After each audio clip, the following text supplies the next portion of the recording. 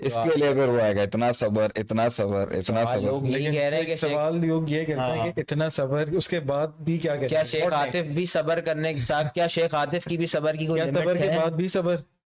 नहीं देखें, जिंदगी में ये जिंदगी है ही सबर का नाम। कुछ करना भी सबर, कुछ छोड़ना भी सबर, कुछ ना करना भी सबर, तर्क करना भी सबर, अपनाना भी सबर। हब्सुन नफ्स, नफ्स को हब्स और रोक के रखना, वो ना करने के लिए जो मौके महल के मुताबिक नहीं है, ये सबर है। तो ये कभी नहीं खत्म होगा।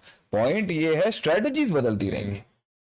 अगर एक बंदे को रिजल्ट नहीं मिल रहा है, एक बंदे को वहां से एक्सट्रैक्टेड रिजल्ट नहीं मिल रहा और उसने एक ही तरीके से ट्राई किया है, तो ये स्टकअप होना बंद करे ना, इवॉल्व करेगा, वो डाइवर्स हो रहा है। लोग कह रहे हैं इतनी गहरे कैसी बातें करते हैं आप? इतनी गहरी कैसे बातें करते हैं? इतनी आप गहरी इतने बातें गहरे हम हैं। ऐसी ही बातें करते हैं। वो कह रहे हैं आप बहुत गहरे हैं।